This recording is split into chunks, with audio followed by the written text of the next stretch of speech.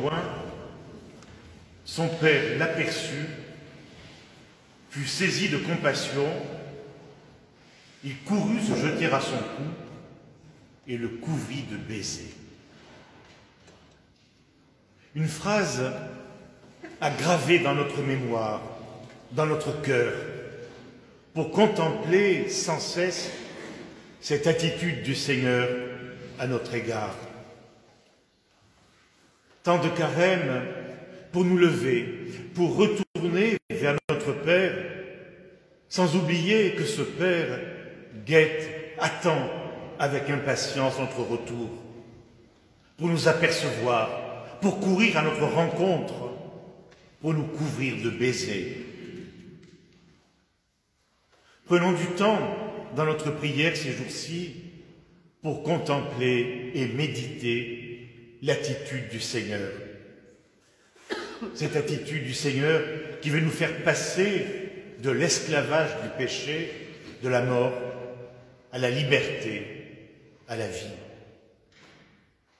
Josué, dans la première lecture, rappelait le passage fondateur pour le peuple de Dieu, la libération de l'esclavage en Égypte.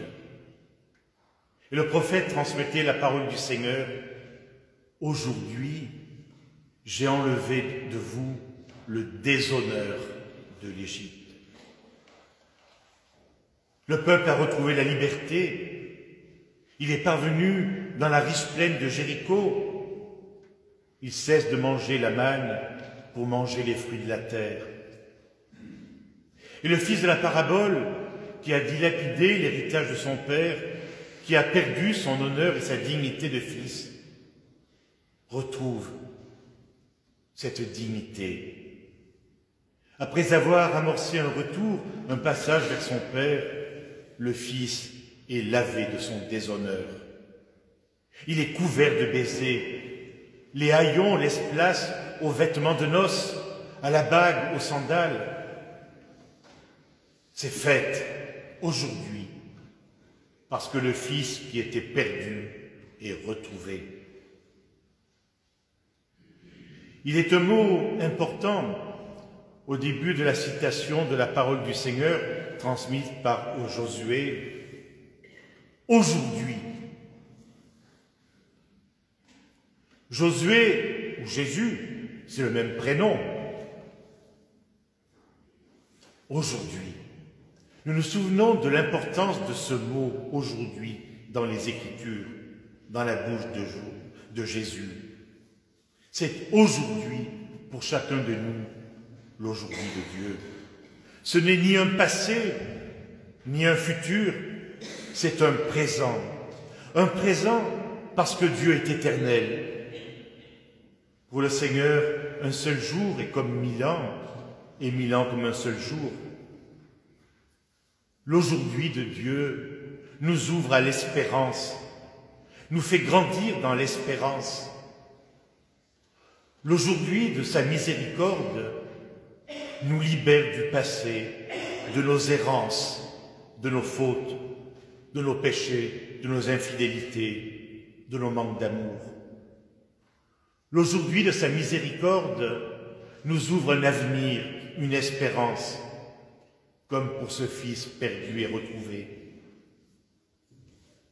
Pour nous, ce nouveau carême est cet aujourd'hui où le Seigneur nous enlève le déshonneur de notre esclavage dans le péché, où le Seigneur court se jeter à notre cou pour nous embrasser, pour nous redonner notre dignité de fils bien-aimé, de fille bien-aimée. Le Seigneur nous ouvre une espérance, il nous révèle son espérance.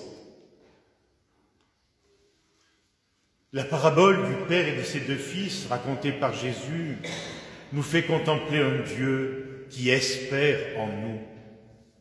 Son espérance s'accompagne d'une grande patience.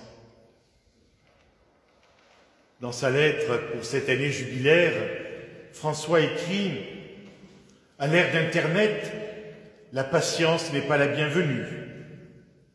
Si nous étions capables de regarder la création avec émerveillement, nous pourrions comprendre à quel point la patience est décisive.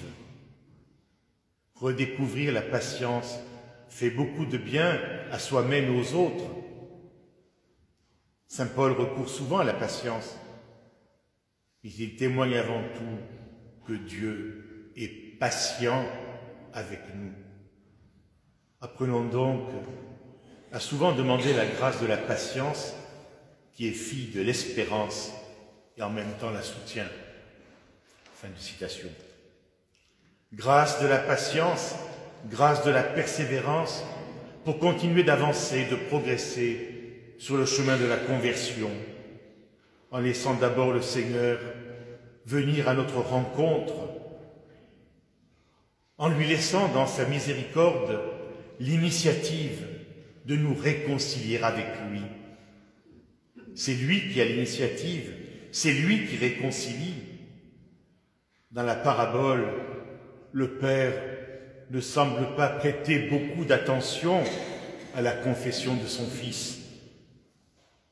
Ce qui compte pour le Père, c'est que le Fils est de retour et qu'il s'est laissé embrasser par sa miséricorde. Luc, l'évangéliste de la miséricorde, ne nous rapporte ni la réaction du Fils comblé de miséricorde, ni la réaction de l'aîné après s'être entendu dire au cœur de sa jalousie « Toi, mon enfant, tu es toujours avec moi, et tout ce qui est à moi est à toi. »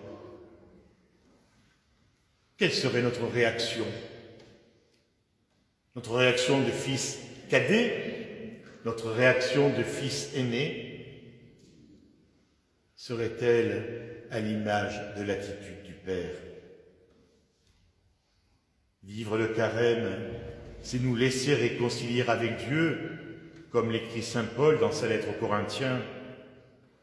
Nous avions déjà reçu cet appel, souvenons-nous, le mercredi décembre. Mais aujourd'hui encore, accueillons cet appel.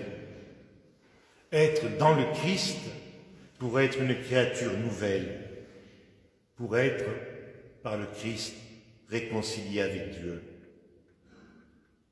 Qu'allons-nous répondre à l'appel du Seigneur relayé par Paul?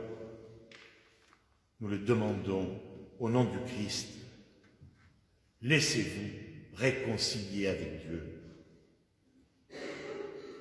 Dans cette Eucharistie, sacrement de l'amour, sacrement de la miséricorde, demandons au Seigneur la grâce de nous laisser réconcilier avec nous-mêmes, avec les autres, avec le Seigneur.